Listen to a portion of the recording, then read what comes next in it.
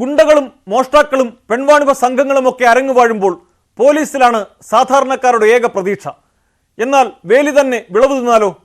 കേരള പോലീസിനാകെ നാണക്കേടുണ്ടാക്കുന്ന ഒരു വാർത്തയാണ് കൊച്ചിയിൽ നിന്നുള്ളത്. അനാശാസ്യ കേന്ദ്രത്തിന്റെ നടത്തിപ്പുകാരായ 2 പോലീസ് ഉദ്യോഗസ്ഥർ കടവന്ത്രയിൽ അറസ്റ്റിലായി. പോലീസിനെ പോലെ തന്നെ നിയമസംവിധാനത്തിൽ പ്രാധാന്യമുള്ളവരാണ് അഭിഭാഷകർ. പത്തനംതിട്ടയിൽ +2 വിദ്യാർത്ഥിനിയെ ക്രൂരമായി ബലാത്സംഗം ചെയ്തത് ഹൈക്കോടതി അഭിഭാഷകനാണ്. ഞെട്ടിക്കുന്ന ഈ വാർത്തകളിലേക്കാണ് പോലീസ് പട്രോൾ ആദ്യം. സ്വാഗതം.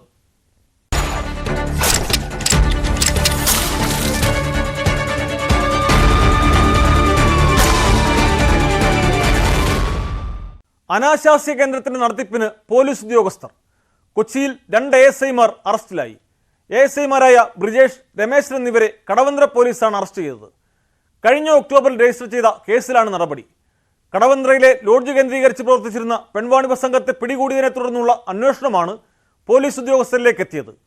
അനാശാസ്യ കേന്ദ്രത്തിന്റെ നടത്തിപ്പിലൂടെ ഇരുവരും സാമ്പത്തിക നേട്ടമുണ്ടാക്കിയതായി പോലീസ് കണ്ടെത്തിയിട്ടുണ്ട്. സംഭവത്തിൽ കൂടുതൽ പേരുടെ പങ്ക് അന്വേഷിച്ചു വരികയാണെന്ന് പോലീസ് വ്യക്തമാക്കി.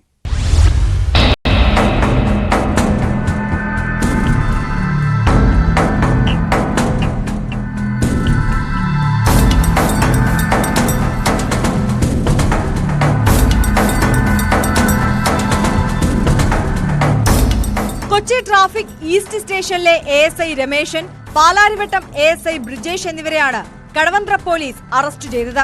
ഇരുവരും കടവന്ത്രയിലെ ലോഡ്ജ് കേന്ദ്രീകരിച്ച് പ്രവർത്തിച്ച സംഘത്തിന്റെ ബെനാമികളാണെന്ന് പോലീസ് പറഞ്ഞു.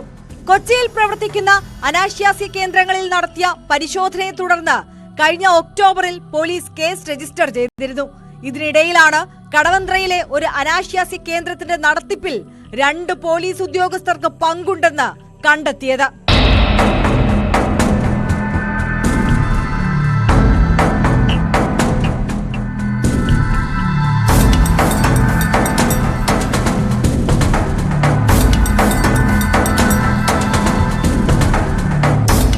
തുടർന്ന് നടത്തിയ അന്വേഷണത്തിൽ ബ്രിജേഷിനും രമേശിനുമെതിരെ തെളിവുകൾ ലഭിച്ചു.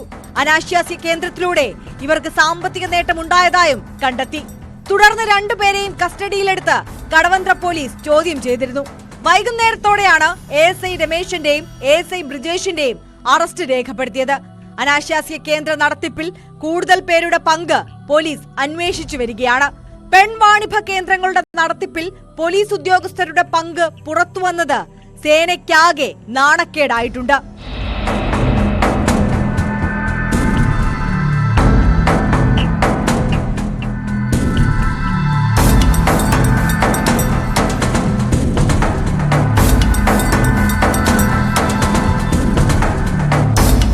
ന്യൂസ് 18 കൊച്ചി.